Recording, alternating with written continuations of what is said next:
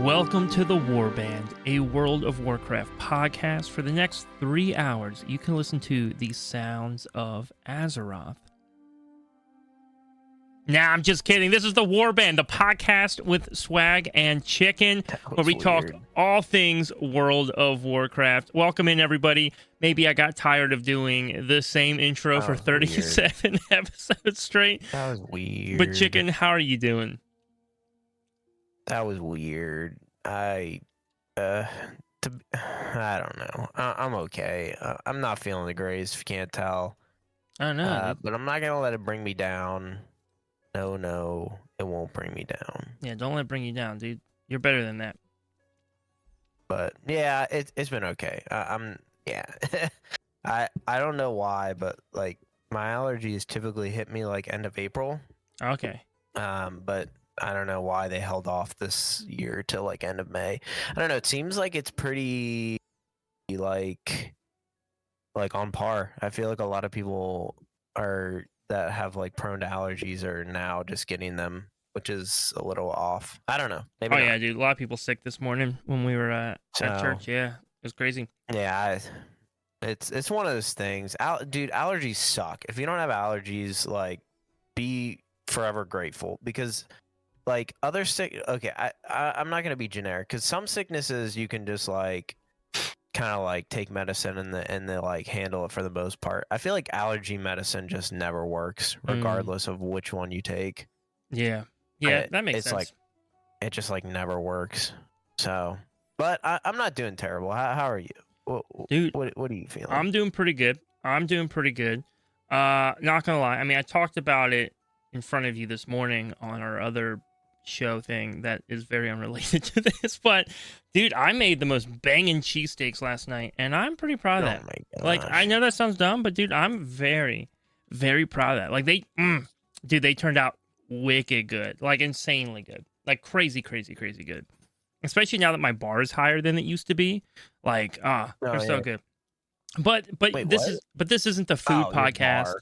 This isn't the allergies podcast. This is the Warcraft podcast. The cheesesteak podcast. Cheesesteak. Yeah. I am launching a cheesesteak podcast, so you can definitely check that out. It's the War Steak, a cheesesteak podcast on all platforms starting next week. Yeah. No, but anyways, lots of World of Warcraft news. Big stuff this week. We'll probably spend a little bit of time talking about.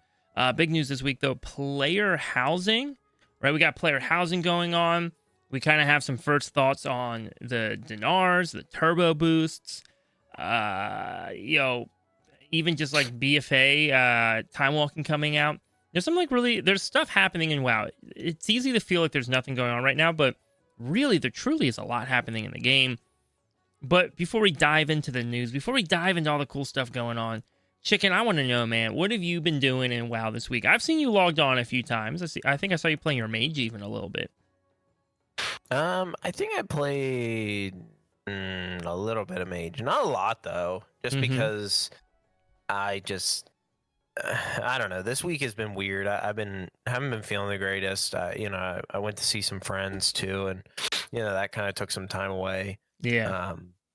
So it's been one of those weeks, where you just don't play a lot. I think I managed to get like a fair amount of slots in my vault, and I probably won't play any more WoW this week. Like typically, I don't play Mondays. Yeah, I take like a break and then kind of gear up for Tuesdays. That makes sense. But yeah, I got 2 myth slots in my vault. Low key, I was just doing a heroic raid before I got in here, and it was almost the worst experience of my life. I'm sure most people in that raid were doing less damage than I did in season 1 during raid. So that was interesting. Yeah, I'm pretty sure it was the only time a heroic raid has ever been able to lust twice on the second boss. Yeah, that's never a great sign. It was bad. Well, because by that point, you've got to be right up against the enrage meter, right? Or was he just enraged? We were. Oh gosh, dude, I remember. It was rough. I remember back in Shadowlands. I remember a couple times. It was probably just LFR, to be honest. It was probably just LFR. I remember a couple times doing Halandras fights. Maybe it was normal. Might have been normal difficulty. And Okay. the group just could not kill Halandras. Like for whatever reason, the damage was just too low, and they would hit his enrage meter, and that was it, right? Except on my blood DK, I could handle the enrage. Like I could live the enrage. It was fine. It was whatever. And so I think on like the 7th attempt or something, I was just done. I was so done with it. And I sat there, and I think I took like 15 minutes and just sold him down from like 5% to 0. Oh dang! I was so done. I was like, I don't want to pull him again. I don't want to pull him again. And I don't know if people were happy that I sat there for 15 minutes while they're all dead watching me kill this guy, or if they were frustrated. Whatever the case may be, we at least got him down. So kills the kill. Hey, I like that boss, by the way. Halandras was a good boss. Halandras was a pretty cool boss. Oh, absolutely. Okay, best boss this season. Best boss this season. Who is it? Best boss this season in Raid? Yeah. Yeah, it's kind of hard because I haven't really played too much Raid. I would probably this is hard because I really haven't played that much Raid. Yeah. I would probably say it's not Styx, is it? Is that the one where you roll Bunk around Junker? on the giant balls? Bunk Junker. Yeah. Styx Bunk Junker. Yeah. That's a good one. Yep. That's a fun one. That's definitely a top 3 fight for me for sure. I like Cauldron of Carnage because it's just cool. It's a little easy, I think, which is maybe a negative to it. But I think for vibes, it's really cool. But I don't know. It'd probably be between Cauldron of Carnage. I like that one a lot. And I also really like the slot machine one, whatever it's called. I can't remember. One Arm Bandit. I like that one too. One Arm Bandit's kind of cool. Yeah, that one's a fun one, dude. I really like that one. I really like that boss. But yeah, man, this week for me, that one's good. Yeah, this week I think the last 2 podcast recordings, I was like, I haven't had time to do anything. This week though, back in, bro. I was back in. Somehow knocked out like nice. all my vault slots for 10s for the week. Finished all my 11s, so I have all my 11s timed. Got a handful of 12s timed, so I got 3 12s. Just kind of slowly working towards that Keystone Legend marker, which I know people are like, oh, Swag, we can help you get there. I get that. I'm just enjoying, dude. I'm just enjoying the process, just the process of working my way to that point. So I'm having a lot of fun. This week is a lot of fun. We have our Keys event coming up soon with our guild later today. And so I'm not even bringing my DK to that. I'm like, you know what? I can start working on my Paladin. I'm very late to the alt game. Normally I have like a good alt by this point in the season, but I've kind of held off. Because I feel like I've really just been enjoying playing my DK, and I feel like I'm pushing myself further than I ever have. And so I really just haven't felt like I had the time for my alts. But now that I'm there, I'm kind of like, what's my secondary alt? Now I have my Shaman. I have been working on my Shaman much more than normal. But even then, when I say work on my Shaman more than normal, I'm like running like 4s on that thing, right? Like it's literally just it's like somebody goes, "Oh, hey, Swag, you want to do a key? We need a healer." And I'm like, yeah, sure. Why not? Right? Yeah. But I'm not making any like true effort. I think I rated heroic with it. You're not reaching out. Yeah, I've cleared heroic with it, but like haven't really touched keys much. Yeah. Oh well, come on. That doesn't count. What do you mean? That you cleared heroic. That doesn't count. Oh. Well, actually, I cleared heroic like twice with it, but. Oh, you did? Oh. I thought you were talking about the friggin' what's it called? Not the split. I wasn't talking about the split. I was like, bruh. This guy's saying he cleared heroic when he just got carried. No, there's a couple times where our guild went to go re-clear heroic because we couldn't make mythic work for that night. Yeah. And I knew we have a couple tanks that would love to join us, and so I was like, hey, you know what? I don't need anything in here on my DK. Why don't you guys come tank? We're already gonna be short healers anyways. I'll pop on my healer, and I'm keeping up. I'm pretty proud of myself. I'm keeping up. It's been working out. Which is nice. That's good, dude. Mm-hmm. Yeah, that's hard. I really want to raid this season. Yeah, but I just couldn't do it. There's too much going on. Timing just never worked out. But yeah, it's just yeah. The raid I think overall is a cool experience, and I kind of like the battle pass, if you will, with the raid. It's kind of neat. It's a neat concept. But it it makes me beg the question, like, now that they did this, I feel like they're just gonna have to do this with everything. Do you think they're gonna add a Mythic Plus battle pass? I think they have to almost. I hope they do, man. Because here's the thing, I like the renown when it's stuff I want to do, right? So like, I don't care about renown when it's like, yo, go, I don't know, go like questing renown. Or, do 8,000 quests in Hallowfall, and then you'll be, like 20 out of 20. I don't care for renown like that. That's just not fun gameplay to me. So that like pretty much becomes non-existent. But when I have a path to work along, it feels good. I mean, I think that's one of the reasons why I'm enjoying this season so much. I mean, first of all, let me just say, balance feels really good right now. Across the board, balance of different specs actually feels really, really good. We're seeing a lot of diversity, especially in the range we do. Especially in the range we do. We're seeing a lot of diversity. On top of that, I feel like overall dungeons are really good this season. We generally have a really good dungeon pool.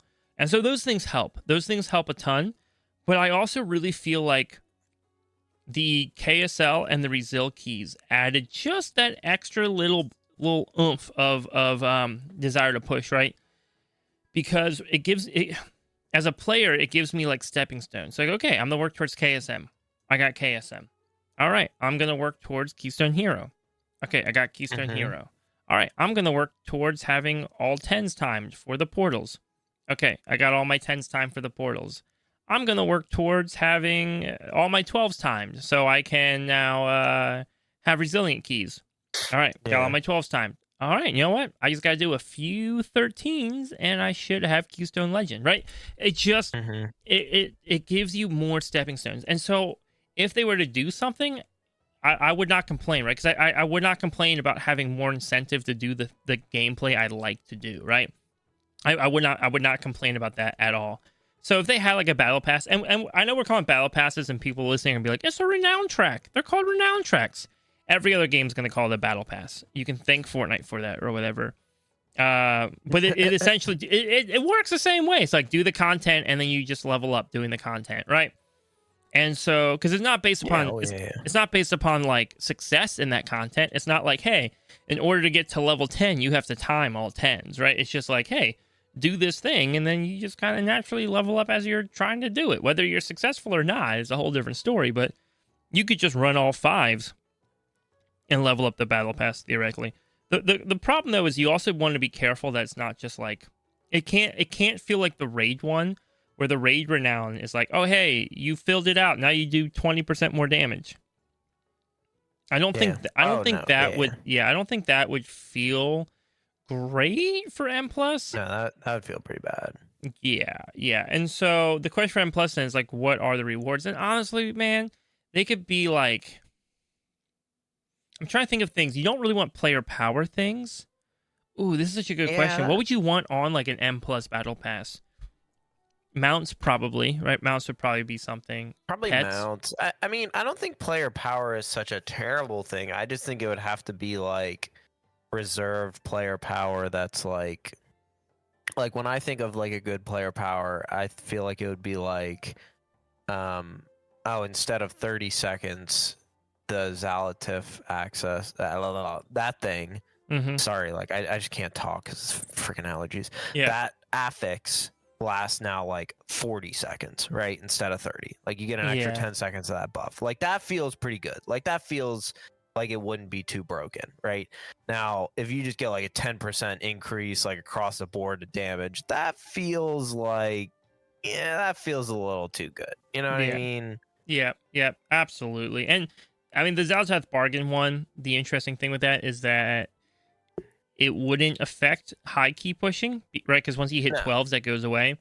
So it kind of lives in like a safe space. It could be something maybe related to like food, right? Like I wouldn't be surprised if it was like, hey, if you are at this level, then all feasts act as hearty feasts when you're in M+ dungeon, right?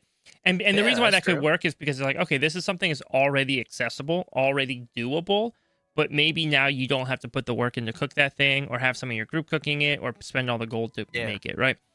So like you're and that's the question too, like what are the things that are like expensive that maybe you can save a little bit? Okay, here's one. What if you had a let's say at like once you hit the 8 mark or whatever, right, on the thing, you unlocked the ability to put down like a repair anvil or something every 30 minutes or whatever, right? Yeah, that's not bad. Right, because again, you could just buy an auto hammer. You could go to the bank or go to the auction house, buy an auto hammer. These are just things that maybe are a little convenient. Would be doable if you didn't have it, like still doable. Yeah, that's not bad. I also don't think it'd be too hard for them to literally just make pet versions of the bosses. Like that wouldn't be too crazy difficult. That would be kind of cool, actually. Mm-hmm. And like maybe have one with like what's it called? Basically, you have one where you just maybe like the last track is just like a mount with a boss or something. Yeah, right. It doesn't have to be like anything super custom, but just unlocking some things. Maybe again, this one might be a little bit more controversial. Maybe the portals get moved to the renowned track. Yeah, I mean that one is a lot more controversial. Yeah, it's hard because I don't know. I feel like the raid portals for like season 3 or season 4 of Dragonflight and Shadowlands, that was almost like a gimmick because it's like, oh, you're most likely never ever going to use these again. The cool thing with like the dungeon portals is like, hey, like one day these might come back to the pool, right? Or like, hey, if it's a War Within dungeon, there's a good possibility that like later in the season this could be something that you can portal to, right? Yep. So that there's like a little gray area there, but at the same time, like I don't know, I guess I could see it happening. It's possible. I don't know. It's a possibility, right? Like, again, I don't know if I love that answer because does it hurt anybody? No, it doesn't really hurt anybody. It doesn't. But I like the way portals are set up right now because it's a reward to challenge myself to push further. But the portals are also unique in the sense where like every step towards that challenge is rewarding to me, right? So it's not like resilient keys, right? With resilient keys, it's like, hey, you have to get all your keys to a 12, and then you have resilient keys. But with the portals, it's like, hey, every time you complete a 10 or time a 10, that's a portal. Every time you time one, right? That's a portal. And that feels real nice. Oh, yeah, it does. So I don't know. I don't know. Maybe we don't move them to renown, but what are the things that people might want to see on there? And it's an interesting conversation because I do think the game looks like it's heading in that direction. It looks like we're heading towards having a renowned track for M+. Do we have one for Delves? Sort of. Okay. Not really though. It's probably the brand level system most likely, right? Yeah, that's sort of like a renowned track. Yeah, I mean you unlock like little things, but like it's not they just like... simplified it by making that a renowned track instead of like levels for brand. Oh, well, honestly, yeah, I could see that happening. Like, I could honestly see that happening at one point, like, in the near future, honestly. Yeah. What about a renowned track for the tutorial island? Oh, my gosh. For our alt levelers? Stop. Okay, now I'm going crazy. It's probably about time for us to shift gears anyways, talk about some things coming up in WoW. But before we do that, I want to take a minute and just talk about something real brief. But we hear all the time from our community, as you guys are listening, as you're commenting on our Discord, link down in the description, that a lot of our listeners play the game in so many different ways. Like Chicken and I, we're dungeon guys. We love doing raids. But we got a bunch of listeners that never do dungeons, never do raids. They just love making alts, or they love questing or collecting things. And I love the diversity that we get in our community here. However, I also want to say I do hear all the time from players that want to try out new content, want to try out doing different things in World of Warcraft. Maybe you've looked at people talking about raiding or watch people do dungeons and you're like, I would love to do that, but Mythic Plus seems too scary. I don't know how I'm going to enter in. I don't want to deal with toxicity. I don't want to deal with players making fun of me. I want to learn. I want to learn how to do this stuff. Well, Chicken and I, we're in a guild that we absolutely love. It's called Astra. Astra is one of the coolest guilds that you will ever encounter in World of Warcraft. But what makes Astra so special is it's a guild of encouraging players who want to see you succeed, players who want to see you step it up and try out content you haven't done before. We're not going to force you to do anything, but if you're saying, I want to learn how to do M+, I want to learn how to raid, our guild hosts raiding like beginner nights every other week, where we literally go in just to teach people how to raid so they can get their feet wet, so they can experience it. Every Sunday afternoon, we actually host a Mythic Keys event. I'm actually about to, after the recording of this podcast, go host that event and run that event. Yeah, buddy. And players are running from everything from 2s to 12s during the event. But the fun thing is that depending upon your skill level, depending upon your experience level, you get to be put into a group that allows you maybe to grow, maybe to challenge yourself where you haven't before. And so if you've never done an M+, you'll get put into a 2s group where they're going to teach you how to do M+. They're going to teach you how to watch out for mechanics, how to be observant of those things. And if you're like, yo, I'm trying to get my portals, I've got like a couple 10s done. Well, guess what? We'll bring you in and do some more 10s. Like, come on, like let's push those goals. Let's help you out. But ultimately, we know people play WoW in so many different ways, and we want to create a space for people to enjoy the game together, even if we're not always playing in the exact same capacity or in the exact same way. So if anybody listening to the podcast right now is interested in joining a guild, if you're looking for a space to feel like you have community, like you have family, join our Discord. There's a link down in the description, and through our Discord, we will connect you with our guild. We can get you an invite into the guild. So when you pop into Discord, just shoot a message in the Discord, in the general chat, and just say, hey, looking to join Astra. Is somebody able to give me an invite? And we can make that happen. I would like to note that Astra is not a guild for the community of the podcast, but both Chicken and I specifically are in this guild, and we adore it. And just want to make a note of that before we move on to our next topic. Nice. No, that was good. I like it. For the most part. Other than the fact that no, it was good. It was good. I liked it. He was trying to come up with something to say, but then he couldn't. Yeah, I was actually. I was like, yeah, I can't really think of anything bad about the guild. They're too friendly. They have too many events. Like, it's horrible. It's awful. But anyways, Chicken, what is going on right now in World of Warcraft? Yeah, so there's a fair amount of stuff going on right now. To be honest, I think this may be the most like WoW head news that has been between podcasts. Mm-hmm. Like typically it's like, oh, like I can clearly see like, hey, this is where the last podcast was, this is where we are now. There's some updates, not too many though. But this one I was like, oh wait, where did the last update happen before we last recorded? Yeah, there's just a fair amount of updates right now. There's a lot about player housing. There's a couple quick points that we'll touch on and just some knowledge. But I think the first big thing that happened between now and the last podcast was the drop of the Turbo Boost patch. I don't think it actually had a number, but I think everyone's just kind of referring to it as Turbo Boost. If you're not familiar, Turbo Boost is the most recent air quotes patch in World of Warcraft that introduced the puzzling cartel chips, aka what we probably will refer to as dinars, increased crafting of gears, increased level on heroic and mythic gear, and a bunch of other stuff. I'm assuming most people probably know what Turbo Boost is if you have been playing WoW this week. Yeah, basically. It's kind of cool. It kind of goes with the theme. I feel like this is the one expansion that they've been like super theme relevant on, and I kind of like it, to be honest. Or not expansion, season. They kind of are in other seasons, but like I feel like this is the real like we're going Goblin and we ain't going back. You know what I mean? Yeah.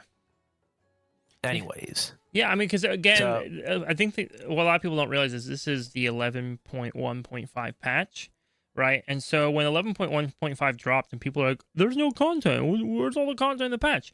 Blizzard, for whatever reason, just decided that there were multiple things that were going to exist in this patch, and they didn't want it all to just happen at once.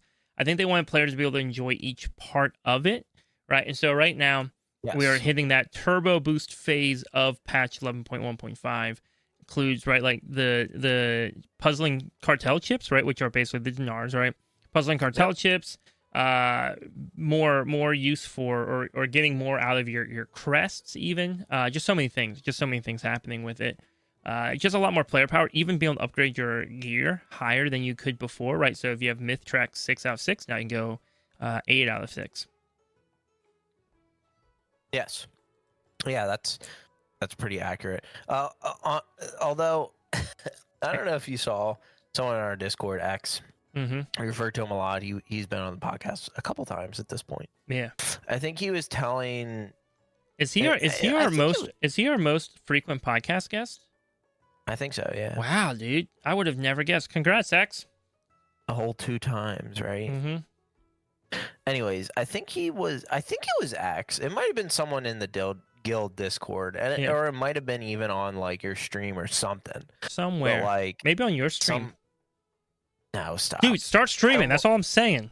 No, I'm too busy. Anyways, he mentioned something about like it would take like 200 gilded crests to like upgrade all his gear, and I was like, oh, that's a lot.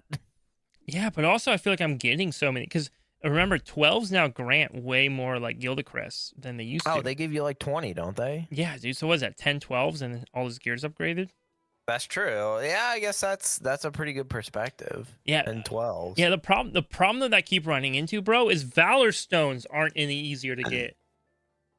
Oh yeah, dude. Yeah. I'm just constantly throttled by Valorstones. Like constantly throttled by Valorstones. What is even the point of Valorstones?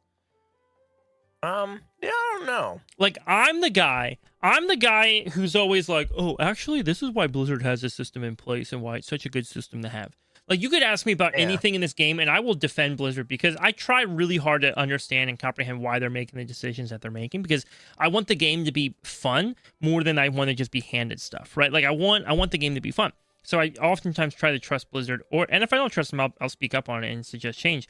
And in this case, dude, like, I don't know why this exists. It doesn't make sense. I'm sure there's some reason for it. Maybe they want people to diversify the content they're doing, but why? If somebody just wants to run dungeons all day long, why can't they just run dungeons all day long? Yeah, it's kind of weird. I've always thought Valorstones was kind of like... I feel like it was kind of that like pool where it was like, hey, we want some currency to kind of work. We want like currency to be dependent like... what's the word I'm looking for?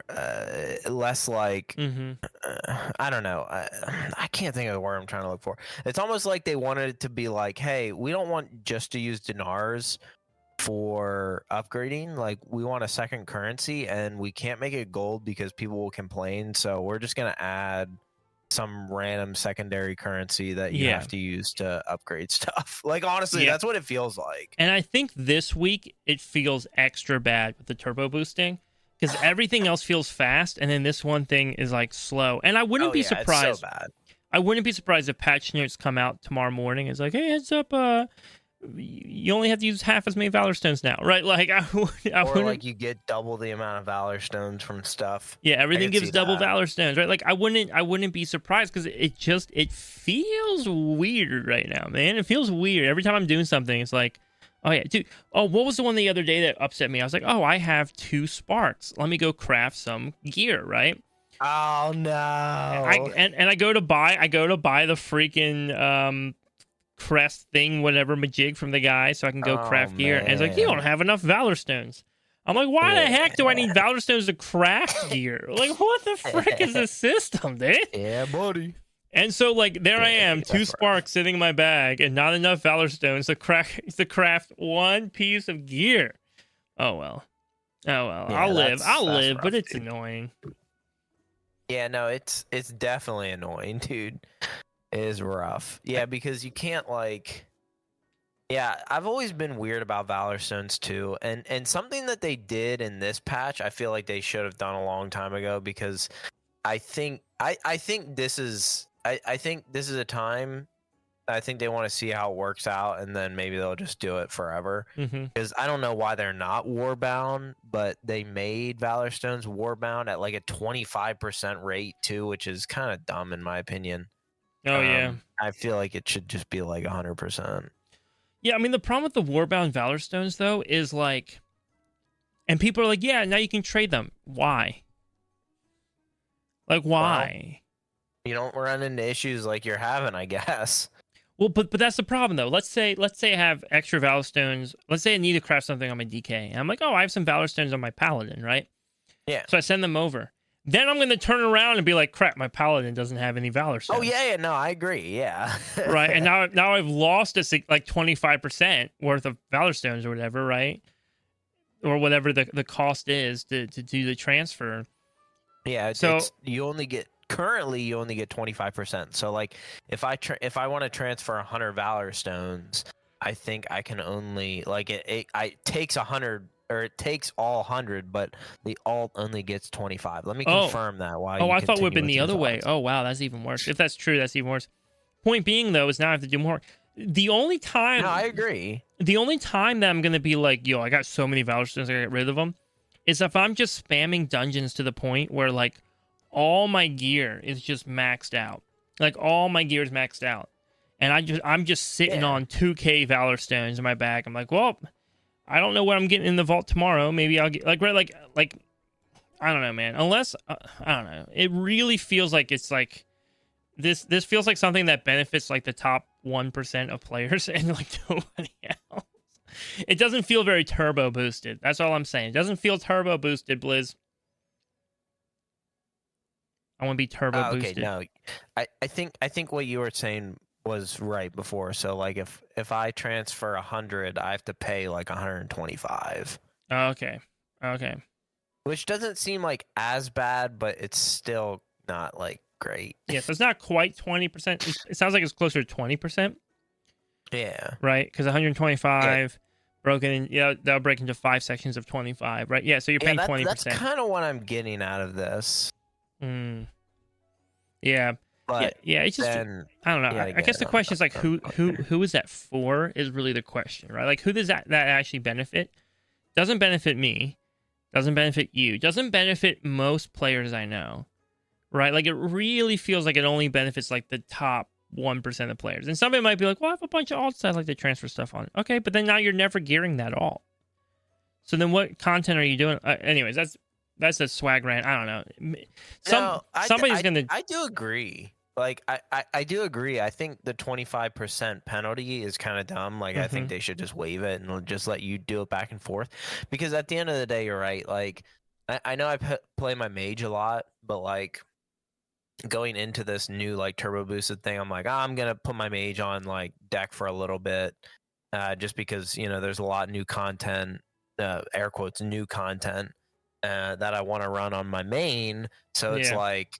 maybe that makes sense to be like, oh, like it makes sense for me to offload some of my Valorstones to my alt or from my alt because I probably won't play it in like the next couple weeks and like blah blah blah. But I mean, I see your point, but it is kind of crappy. I feel like they should just give us more Valorstones. Yeah, I feel like somebody's gonna join the Discord and be like, oh, this is why, and I'll be like, okay, that makes sense. But as of right now, I'm just like, this feels like it benefits such a small, and maybe that's Blizzard's intent. Maybe Blizzard's intent is like, hey man, if you're already capped up and you're sitting on a crazy amount of Valorstones, and you've got alts that you're trying to now gear up and run high end M plus on, here's incentive. Maybe, and by the way, if that's the case, okay, cool. Like if that's what Blizzard's intent was, I just don't suspect that was Blizzard's intent. I don't think their goal was to be like, yeah, you know, this is really just for the top 1% of players. Who have already kind of geared up their characters, maxed out their characters, and now want to start trying to gear alts. I don't think that's what they were going for, but it seems to be the only place they landed. Who knows? Yeah, no, and even that doesn't even make a lot of sense because, like, I don't know. I guess you can use Valorstones to upgrade like adventure and like some veteran gear, but then like even then, it's like. You're probably just going to have to do content to get the gear that you want anyways, so you're going to get Valorstones. Okay, I don't know, man. It's weird. By the way, I never upgrade that gear. Like the lower like veteran level stuff, I don't even think I upgrade. Me neither. No. I don't even think I upgrade champion at this point. And somebody like, I will on an alt, but like on my main, I typically don't know. I'll upgrade them. I'll upgrade champion up to the point where it starts to use like the rune crest, I won't use the rune crest because yeah. I'm gonna save all those for hero. Like I'm not wasting those on because like in my mind I'm like hero gear is so free right now. It's like so free right now. That yeah, of course I'm just gonna like wait and then use, especially when like Valorstones are so limited, right? Because if it was like, hey, I can use my Valorstones to upgrade champion gear, but then I don't need them for, or not champion, veteran gear or whatever, and then I don't need them for other stuff. Yeah, sure, I'd slam them. I'd slam them all into like veteran gear on my alts, and then start working them for there. No problem. But the moment I go, oh no, never mind, I'm getting this resource, but this resource will benefit me so much more when I start getting better gear, that I don't know, it just feels weird. I hate getting something and then being like, oh, I gotta sit on it, because even though it would be helpful now, I'll be annoyed later when I don't have it. Yeah, that's true. Yeah. But you know, that's an MMO or RPG. We're making choices. I just don't know if that's a very RPG feeling choice as much as it is kind of like the system just is kind of clunky choice. Yeah, it kind of is clunky, to be honest. Yeah. That's a good way of saying it. But I mean, way better than the old system. So I just want to clarify, when we switched in Dragonflight, this is an upgrade from what we had prior. I just think this is the one piece that still feels a little wonky. Maybe it has to, maybe that's part of it, but I don't know. However, that's not the only news that came out this week in World of Warcraft. We also have news about player housing. A lot of player housing news. Chicken, I know you linked me one video. Did you watch some of like the interviews and the first impressions and stuff? To be honest, I did not. Okay. I watched, like, I looked at a couple things. I read a couple articles on Wowhead. But other than that, like, I haven't looked too much at it. Like, the video I sent you, obviously. Yeah. I struggle, like, it's kind of sad to say this, but, like, I struggle to watch, like, videos that are more than, like, 5, 6, 7 minutes long. No, I get that. I usually skip around. I skip around a lot. Yeah, but me too, totally. But definitely seeing the videos, seeing a lot of the footage that Blizzard had kind of built around player housing, right? Some of the rooms that they created, seeing the outside, right? Seeing like what the neighborhood kind of feels like. What were your first impressions? Like, what are your thoughts? Well, I guess it's like third impression, right? Because we keep getting leaked news about player housing. But what did you walk away from that with? I kind of walked away with like the notion of like, okay, like Blizzard is full sending this player housing thing, right? And like part of me thinks that is a good thing, because it's obviously a great thing for, I think I would say 95% of the people that play WoW will want something to do with player housing, right? But it kind of makes me sit back and wonder, you know, with all this time put into player housing. Granted, they've probably been working on player housing for like, I would guess like a decade now at this point. I would hard gamble that they have been working on it for at least 5 years, the past 5 years. No, I'd probably say 2. I'd probably say 2 years. No way. Dude, there's no way they've worked on player housing this long and never had like any type of hint. Player housing was one of the most asked for features ever in World of Warcraft. I remember playing in like classic WoW and people were upset that player housing wasn't in the game. Oh no. It was supposed to be, by the way. By the way, player housing was supposed to be to an extent. Original Stormwind had a portal, like one of those instance dungeon portals in it that didn't work. It didn't go anywhere. But it was supposed to be like some form of player housing in like the original World of Warcraft. I don't think I knew that. Yep. People have asked for it forever. I don't disagree with what you're saying. I think maybe we're thinking of like two different things. Like my guess is they've been laying the grounds for it for like the last 5 years. And then really put like a lot more of the majority resources towards it in the last like, I would probably say like beginning of Dragonflight is probably when they really started like, okay, let's like start putting resources into like really start to work on this stuff, right? I mean, just because there's been no leaks, in my opinion, doesn't mean that it hasn't been worked on. I just don't think people may have been looking for those specific things. And I think there's certain resources that had to exist, like the way they instance things and phase things now. Oh yeah. I think without that, it wouldn't have worked. I know they attempted it loosely in Warlords of Draenor with the garrisons, but that was a huge flop. I think after the garrisons, I think they took a hard step away. They were like, yeah, let's like table this for a couple years, maybe rework the bare bones. My gut tells me probably like 2 years ago, maybe 2.5 years ago, someone at Blizzard said, you know what, let's do it. And let's just full send it. Let's make it the greatest player housing you'll ever see in a video game. Right? Yeah. I think somebody at Blizzard was like, yo, let's greenlight the heck out of this. And up until that point, I think it was very much like, oh, we don't have the resources, we don't have the manpower, we can't pull this off. I don't think we talked about it on the podcast. I think this was this was definitely pre-podcast, because I think I talked about back when I was doing like weekly YouTube news or something. But Blizzard at one point a few years ago went through a wild hiring phase. They like bought like out of the whole game studio and added them all into the WoW development team, and then we're hiring a bunch of WoW developers, all with the goal to say, hey, we have a team that works on the current expansion, a team that works on the next expansion, and a team that's working on the expansion after that, right? All at the same time. I mean, that makes sense. I think that shift, because that probably would have been 3 years ago, I think. I think that shift is what allowed them to look at player housing and say, okay, we can do this. Yeah. We have the resources in the team now to do it. And the nice thing with player housing that they even said is, like, as they move forward, everything, like all objects and stuff in the game, are going to be designed in a way that they naturally pair with player housing. Because, like, a lot of the stuff they have to create from scratch right now, retroactively go back and, like, redesign things. The goal being, though, whenever they add new objects in, whenever they add new things into the game, that the way they're designed inherently already just seamlessly integrate into the player housing system. So the system's only going to get better, right? Like, it doesn't go downhill from here. It only goes uphill from here, because the fear is that they're like, oh, we're putting all this work into player housing, and then in future expansions, it just kind of gets dumped because they're like, we didn't want to, like, create more resources for it, you know? Yeah. No, I agree. I mean, yeah, I personally, I think they've been working on this for a while, and your math kind of adds up with kind of how they progress in an expansion and where they put their resources.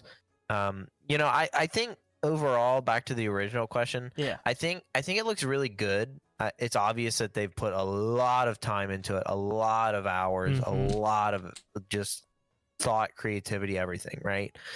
And at surface level, with a few words, it looks awesome, right? Yeah. But it kind of begs, how is this gonna fill in with WoW, right? How is this gonna correlate with everything else, right? Yeah. Is this kind of take a front seat in the next expansion? Are we gonna see maybe some lesser raids, maybe some? And personally, I think the answer is no. I just, but it has to be asked. To pull up this. And by the way, that's not a dumb question. So you wouldn't remember this because this is before your time in WoW. But originally, when players pushed for player housing, players made a hard push for player housing one time, and Blizzard's official response on record, Blizzard came back and said, "Hey, if you want player housing, it would cost you an entire raid tier for us to develop it." Yeah, I mean, and that kind of brings up the point of like, hey, like what at Blizzard is being sacrificed to work on this, and maybe it's just, hey, maybe there's just not, like, maybe the zones just aren't as interactive. Maybe they're trying to think of like, hey, like this player housing is going to take the world content-esque players, like not the Mythic Plus, not the raiding, not the PvP players. This is kind of going to be their thing, right? Like for the past expansions, we've been working on like, hey, this is the new Mythic Plus system. Sacrificing delves for player housing. Right. I mean, but like, to be honest, like maybe it is. Maybe they're getting rid of, maybe they're like, hey, like, let's take a number out of our book and not focus on PvE or PvP content and just focus on just, a general aesthetic of the game. And if that's the case, then, I'm really looking forward to Midnight. But, it does beg the question of, hey, what are they kind of moving their resources away from to work on this?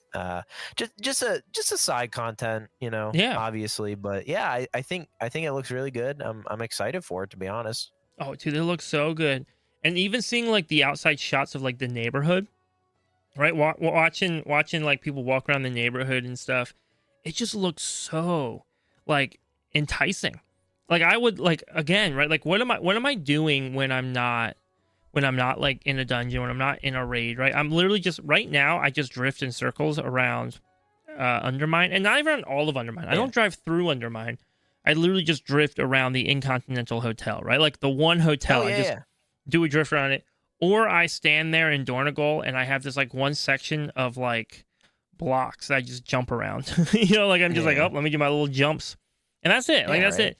And I think sometimes people are like, oh, but player housing, we're all just going to be sitting in our houses, which would be a problem. Like the original ask people had for player housing was like, let me put my house anywhere I want. I want to make my house in Grizzly Hills and just stare at the bears all day long, which is cool. Like thematically for an RPG, that's a really cool idea.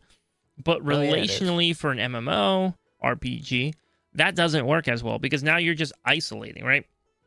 Yeah. But how cool would it be to be like, yo, I'm hanging out in my player house and literally like all my guildmates who are online while they're waiting, they're also kind of hanging out right here. And now all of a sudden, like, sure, maybe cities won't be as populated, but maybe cities don't have to be as populated. Maybe cities aren't the answer for WoW. They don't. Right? That's true. Like, would I rather stand in a busy city in WoW, or would I rather stand in my neighborhood and watch my guildmates walking around, interacting, joking with my guildmates, showing off our toys, right? Like, think about like what you start doing when you're hanging with your guildmates and start just goofing, right? While you're waiting and looking for dungeons or those natural interactions. Maybe you're going to start forming groups more easily. Maybe we can be like, yo, I'm already here standing in front of my guildies. I'm trying to find the key. Maybe one of them wants to do, or like you just start, I don't know, maybe that starts to build more. In my mind, that I think this is it's worthwhile, like to test it out to see if it works. Yeah. And maybe afterwards Blizzard goes, crap, this is not good. Like cities need to be busy. Also, what stops them from just adding some NPCs into the city that walk around and make it feel busier, right? Like that's true. You can just do that. Just put some NPCs that walk around. I don't know what to tell you, but again, I think, though, the idea of being somewhere where my friends are all hanging out and I get to customize it, I get to make it look unique. And if you look at the images from the customization, I showed it to my fiance. She barely plays WoW. Barely. And when I say barely plays WoW, I mean like she's played maybe 3 times total, done some leveling and then stopped, and then done a little leveling and then stopped, right? Like she sat and loaded into the game maybe 3 times. And she looked at that, like some of the screenshots and some of the video footage that Blizzard released on player housing this past week, and she was just blown away. She was like, I didn't think it would be that big. Yeah, I didn't think you could do that much with it, right? I think Blizzard is poisoning themselves right now to make one of the best housing systems ever seen in video games. Now, Sims obviously is kind of unique in that sense too, but I don't know, man. I don't know. I'm really thinking they're about to pull off something crazy awesome here, and it's only going to go uphill. Yeah, to be honest, it's weird to think about, but I think you're right. Mm-hmm. And think about how many people that will either bring back to the game or just bring to the game in general. Yeah, I don't know. I think it could bring a lot, but to be honest, I'm not necessarily sure. It's one of those things where it does bring, like, it's hard because it does bring in like a cool different like a different like vibe to the game, but at the same time, like, it builds upon areas of the game that maybe people are already fed up with and kind of maybe already like I just don't really want to do that. Yeah, but also every part of the game, right, like starts to play into player housing. So just doing whatever you like will naturally start to do that. And if you like player housing, right, like for example, I don't like farming old content, but if I was trying to design my house and I knew that there was, now the trick is if I can farm old content and be pretty sure I'm gonna get something, that's better than like I'm the farm old content and I'm not. Right, like I'm not, like it's a 2%. Because that's what I hate. I hate going into like Ice Crown Citadel trying to go for Invincible, and I'm like farming, and it's like a 0.1%. Not even 0.1%. It's like a 0.00001% chance of getting Invincible. And maybe I have gotten Invincible, and I just didn't know it because I can't see him in my bag. Right, like he is invincible after all. So what can I say? But I don't want player housing stuff to feel like that. I want player housing stuff to feel like if I put time into it, I'm probably going to get that thing, right? So if there's items from Ice Crown Citadel, it's like a 25% drop chance, not like 0.001% drop chance. I'm like, hey, look, if I go in on a bunch of different characters within one day, if I have enough alts, I can probably get this item. If not, I'll just come back next week and then probably get it then. That to me feels way better because the fun of player housing ultimately, I think, is going to be that you're decorating, you're designing, you're being creative, right? Like you're coming up with unique ways to build something that maybe nobody else has had the chance to like come up with yet. You get to be unique, right? Like you're not just putting on some pre-designed thing. Like you're being creatively unique in that. I don't know, man. I don't know. So I worry that maybe they'll make it too farm heavy, but we'll find out. They've spoken a lot on it, and I'm very optimistic. I'm incredibly optimistic when it comes to player housing. Again, dungeons and raids are my thing, but bro, player housing might be my thing. Like that might be my thing, dude. I mean, I think there's something about like creativity that I think a lot of people just vibe with, right? Mm-hmm.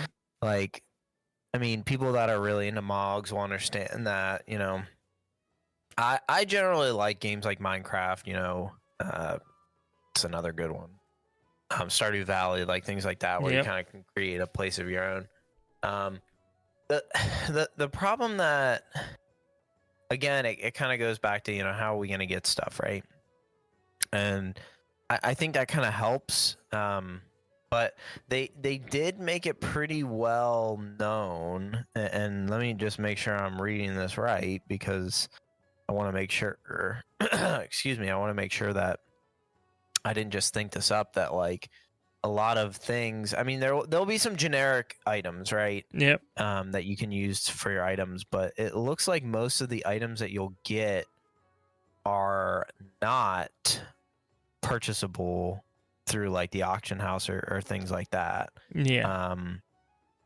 But you know, that's not I think always some. a bad I think thing, some right? will be crafting related, right? So like some are crafting related. Yeah. Basically, they've said like anything you like to do in the game, you can get stuff for your player housing from. Yes.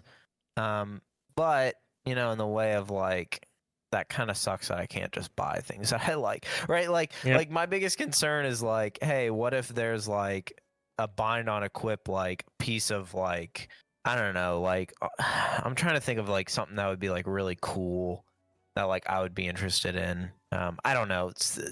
They'll never add this, but like say there was like a Nintendo Switch or something, right? Mm-hmm. Or like a skateboard. A skateboard's probably pretty cool.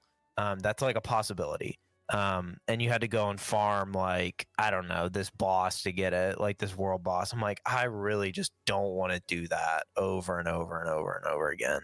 Yeah. I wish I could just buy it. But it kind of seems like they're not going to make things buy, not equip, which I don't know. I could see that changing, to be honest. But it also depends too, like buy on equip often exists because something is just so repetitively like farm heavy, right? It's just like, oh, go do this for 30 days and maybe you'll have it, right? I get the impression with the player housing stuff, it's not gonna be that way. Now, I don't think it's gonna. I don't think it's gonna be like overnight. I don't think it's gonna be like, oh yeah, put 5 minutes in and you'll have this item. But I think it'll be a little bit more goal oriented, right? And a little bit more predictable in what you can get and how you can get it. Okay. I don't know. I could be wrong, but that seems to be a little bit of the impression I'm getting. Is it's not just like, oh, this item has a 0.1% drop chance. Because again, you're decorating your home, so you really should be able to feel like, hey, if I want to have something to decorate this place, I should generally be able to get that thing, right? Like I should be able to find it, even if it takes work, even if it takes effort. I still should be able to find it. Mm-hmm. No, I agree. Right? Because how much does it suck too? Like to like try to get something, and you've put in like 12 hours of time trying to get this thing, and then one dude does it in 30 minutes, and they get the drop right away. I know, right? Oh man. Yeah. And they didn't even know that drop existed. They were just doing the content because you asked them to join them, and then all of a sudden they got the thing you're looking for, right? Like, oh, the worst. Yeah, no, it we'll see. It does seem like there will be NPCs and things. and it's, you know, they're considering roles like mayors and things like that for neighborhoods and stuff. Yeah. I've actually already won the election for HOA president for our neighborhood. Oh So my I'm gosh. very excited. Yeah, dude. Already been writing up some expectations, rules for our guild neighborhood, which is gonna be very, because ultimately I want people to have a good time. I want people to feel like they're safe, right? I want people to feel safe in the neighborhood. So you gotta be careful, no horde, obviously.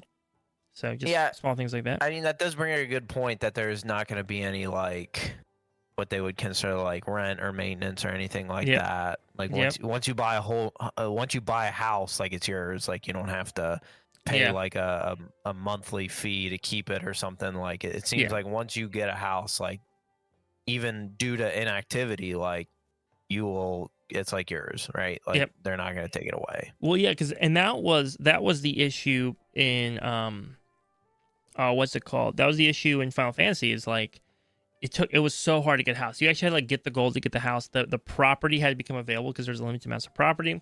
You get the house, and then you have to take a break for a couple months because of school or something, and then you come back. Yeah. Life, guess what? Right? That house you worked really hard for, gone. You lost it, right? And they don't want that. Now the question I do have though, let's say you have the guild neighborhood, right? And somebody has like a real nice prime piece of property in that guild neighborhood right next to the guild master, right?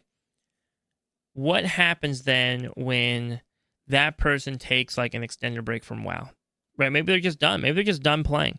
How do you ensure? And that's the question I have. And I think they'll have I think maybe they'll have a plan in place potentially for that. But that like at some point your guild neighborhood isn't just a bunch of empty houses, right? Now, the question I have though is like, do you keep the lot forever or do you simply keep your house forever, right? So what I mean by that is, let's say I take a break for a year from World of Warcraft and I load back in. Is my house exactly where I left it when I last logged out? And so for the last year, my guildmates just had a dead house sitting there that they couldn't interact with, that nobody could live in? Or do I load in and I have to pick a new location for my house to be? Maybe in that same neighborhood, or maybe in a different neighborhood, but I have to pick a new location for my house. But all my design of my house is still there, right? So like the exterior looks the same, the interior looks the same, everything I put into it is still there. I just have to plop it down on the property again. Okay. Yeah, I mean that's I don't mind that. Yeah, I don't know, right? And also like who has authority over the neighborhood, right? Because maybe that's up to the guild master. Maybe the guild master has to say, "Hey, man, this person hasn't logged in so long. We're gonna move their property," right? I don't know. Yeah, part of me wonders if it'll be that like specific, or if it'll just be like, nah, like maybe, I don't know. Maybe. But it's kind of hard because, you know, like in real life, you know, you want, you know, you live in a neighborhood, you do want other houses in your neighborhood to look nice. But, you know, this is also a game, and it's like, like I don't know. It's kind of hard to say whether that will be the case or not. Absolutely. And do you know, like, because I know, like, theoretically, right, the Alliance one is supposed to be located somewhere outside Stormwind-ish, right? Obviously, it's not in the overworld. It's, like, instanced. But that's the general idea, is it exists in that area. The Horde one exists somewhere-ish outside Orgrimmar. Do you know if, like, we're always going to have to go to that faction's capital and then go to the player housing area? Sorry, burp. Or do you think that we're going to get Hearthstones? Oh, no, we'll get Hearthstones. It's been confirmed. Oh, it has been confirmed? Okay, I did not see that. That makes a lot more sense. Yeah, it's pretty strict that, like, hey, people are going to have special abilities to return home on a cooldown separate from Hearthstone. That makes sense. I mean, we have Hearthstones for our garrisons, right? So I'd be shocked if we had that and not Hearthstones for player housing. It makes a lot of sense. Yeah.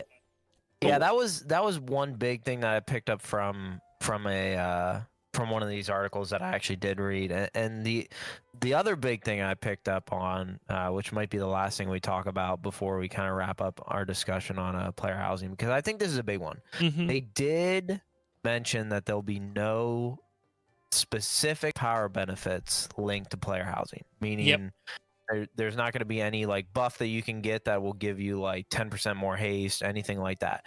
Although I think the example they used was like the barber chair, right? What'd you say? I think the example they used was like the barber chair.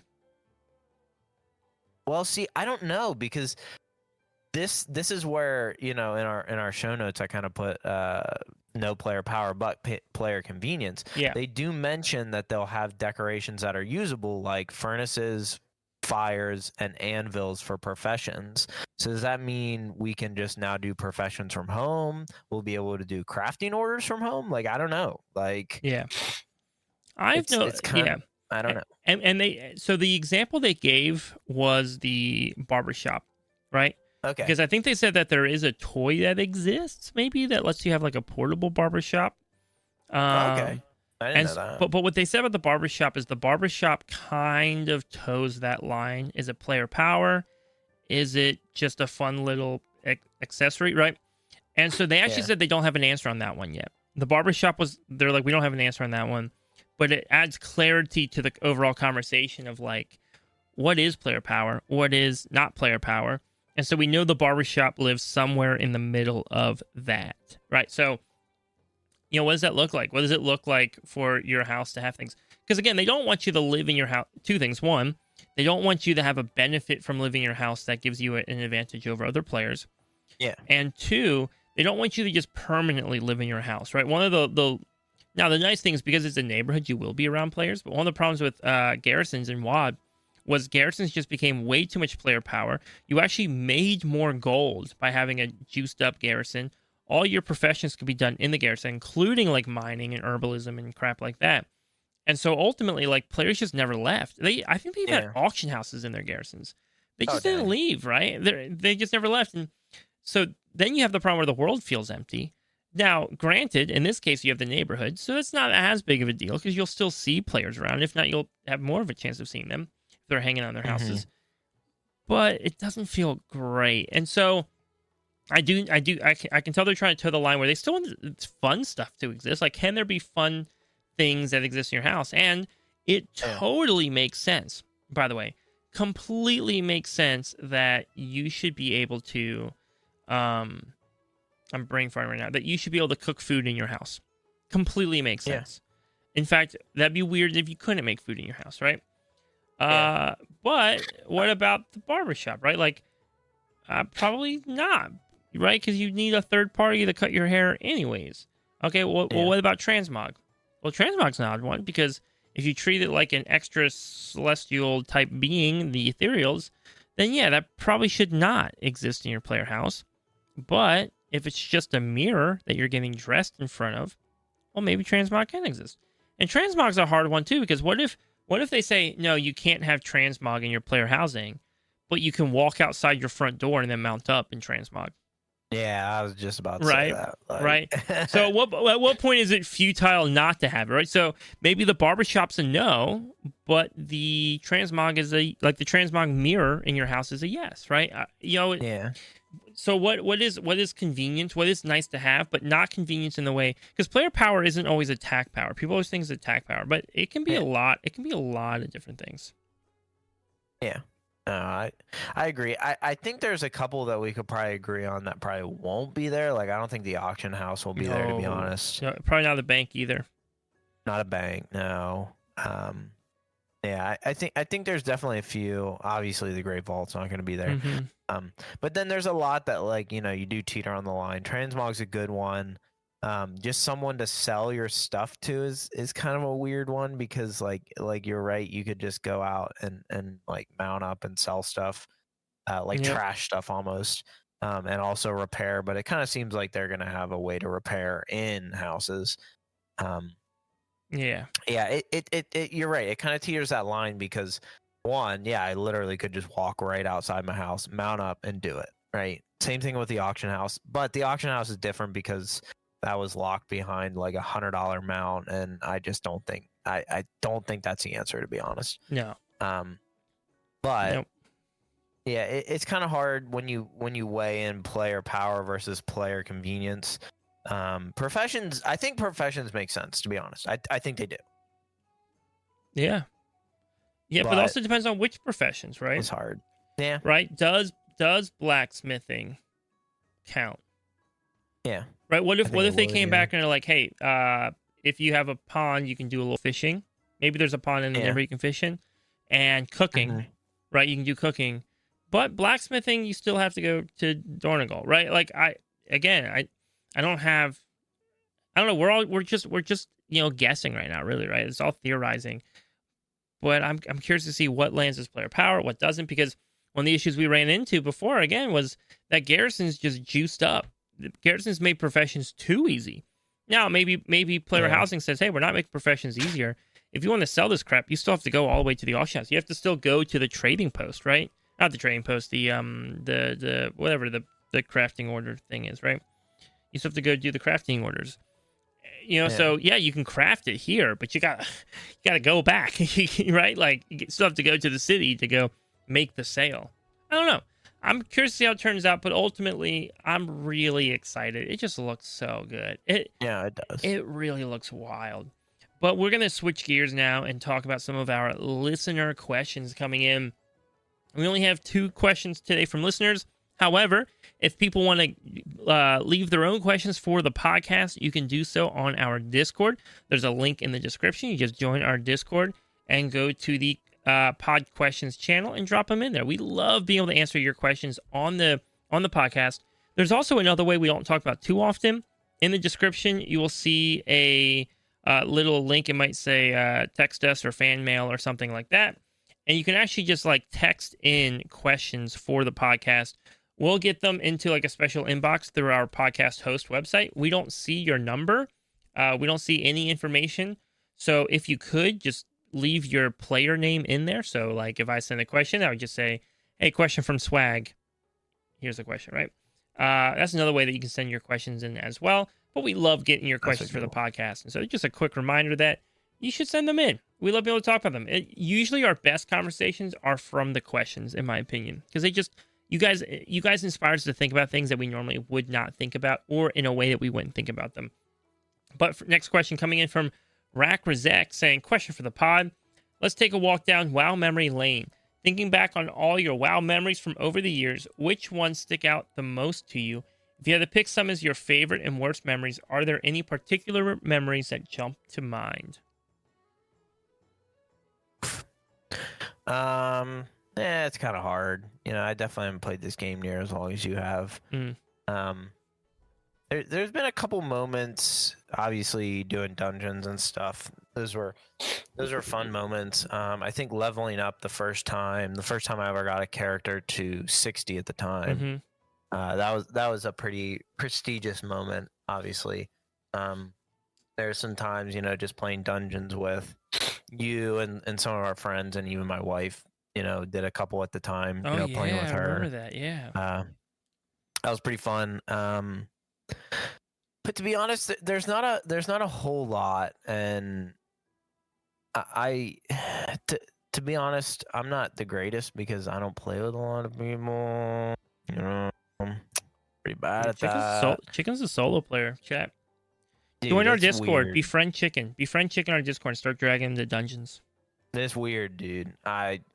It's weird. Anyways, those are a few, but it's hard because, I mean, there's a lot of good moments in WoW. Don't get me wrong, but like ones that like stand out as like the best ones, right? It's kind of hard because there's a lot of moments that together they feel like equally good. You know what I mean? Yeah. Like most of the moments I've had in WoW are just like, oh, like this is awesome. Like this is great. Like I think of like all the AOTCs we got. I think of, even pushing the one season, we pushed a couple mythic bosses, right? Like I think of all those. I think of getting KSL or not KSL, KSH, KSM, like all those times too.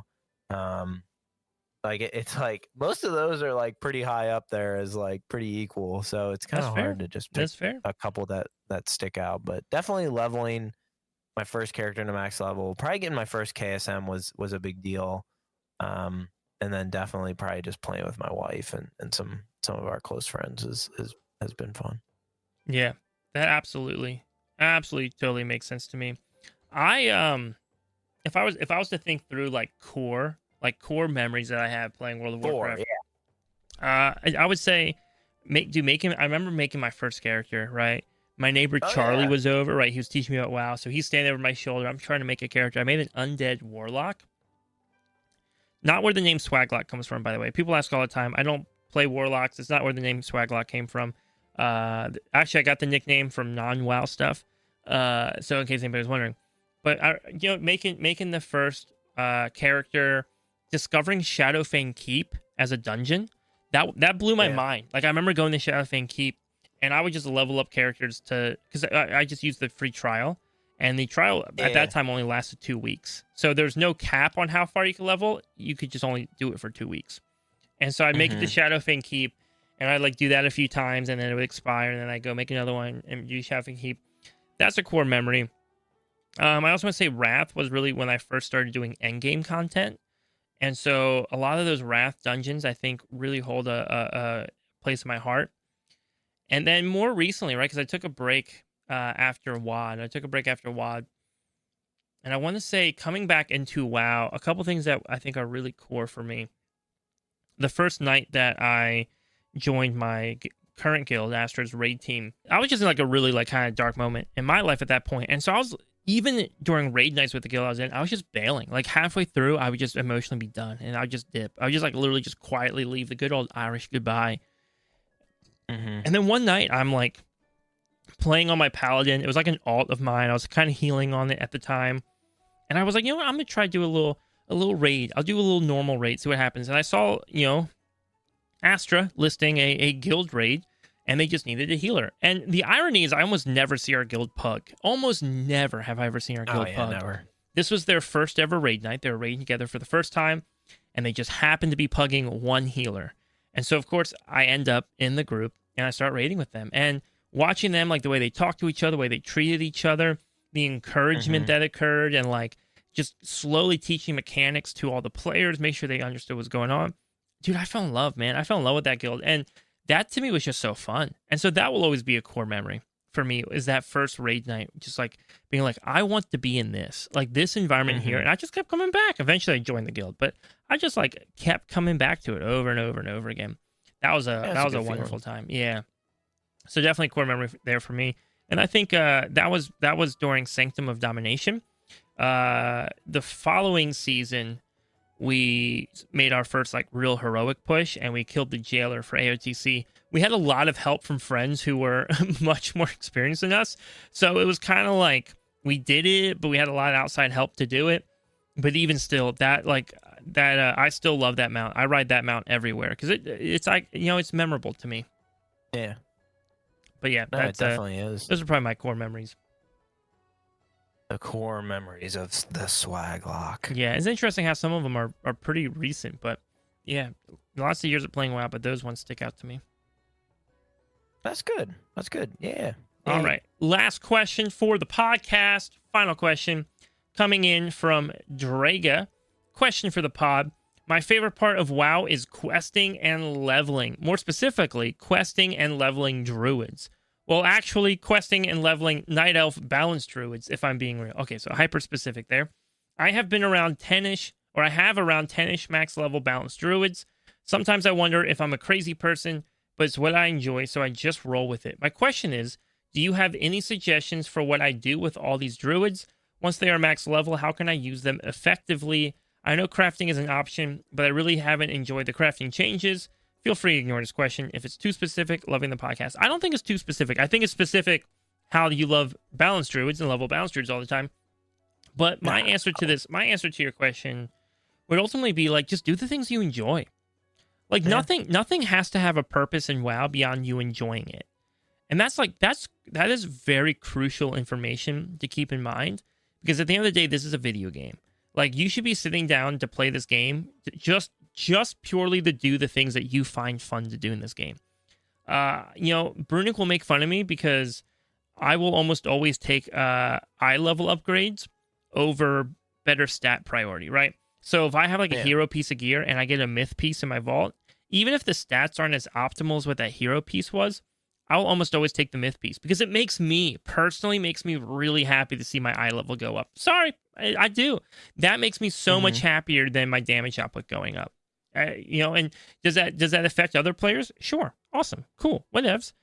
But you know what? I don't care. I don't care. I'm not playing this game for their happiness. I'm playing it for my happiness, right? So as you level those druids, if leveling those druids is fun for you, if you're like, nah, dude, I just love leveling them. Okay, who cares if they just sit there at max level forever and never get touched again? That's fine, really. Right? Now, if there is stuff you love doing, then yeah, definitely do it.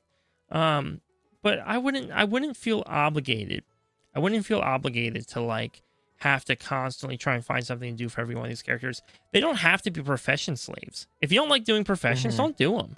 Like, why do a profession when you would just have more fun making another druid and leveling it? Like, if that's more fun to you, just do that. Yeah. No, I agree. Yeah, I mean, I think of what's his name in our guild. There's a guy in our guild that has like probably 5 rep pallies, right? And that's like the only thing he ever plays. You know what's crazy? Okay, you know what's crazy? What? You say that, but like 2 names come to mind when you say that.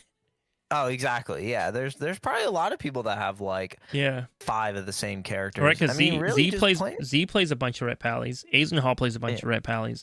And then on top of that, Jeff, we adore Jeff in our guild. Jeff plays a bunch of DKs.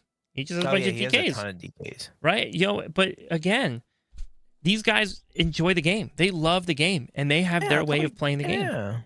So yeah, dude. Whatever you do to enjoy, like if you're ever like, hey, like I just don't think this is worth my $15 a month anymore. Like, yeah, get it. Like, you know.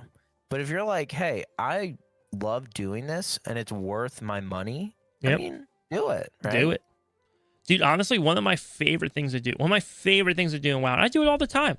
I love joining a Mythic Key group, and about halfway through, I just start trash talking every player in the group. Just start ranting about how terrible they are, and then I leave. Then I leave mid-run. And that, to me, is just fun. I love doing it. So, oh my gosh. If I'm going to pay $15 a month, why not? I'm just kidding. I don't do that. I don't do that. I would hate to do that. Oh yeah, that would be the worst. Maybe in the future though, we should reach out to Draga and do a giveaway for a level 80 Night Elf Balanced Druid and transfer it to someone. That'd be kind of cool. I don't think you can transfer your characters to someone else. Yeah, you can. No, you can't. Oh no, you can't. You're right. No, it's just between. Well, Blizzard, you should put that in the game because that's a missed opportunity. Yeah. Although it does sound like Drago will be maybe doing a raid with our guild coming up soon. So, that's who knows? awesome. Maybe he'll discover some new content he's never known he could enjoy before. But with that said, I believe that is everything for the podcast today. This is a little bit short of a recording, which probably helps out because we constantly go over, and then I get charged extra for the hosting of the podcast. But speaking of which, keep an eye out because next weekend, I'm going to say this now because it locks us into having to do it. But Chick and I had set a goal for ourselves that if we were hitting, 500 listens per episode, we were going to launch our Patreon. That was our goal. We are now, I think, getting close to like 700 downloads per episode. Oh, dude, we're pretty close to 1,000, actually. 1,000, yeah. Now, it's also hard to tell because the metrics of the platform we use don't make sense. Because then I look at Spotify, and Spotify's way, way, way, way higher, and iTunes is way, way, way, way higher than the numbers we see. So I don't know how they track their metrics. All that to say, though, we've blown past the metrics that we're looking for. And so we're going to put it out there. We're going to say it so we're held accountable.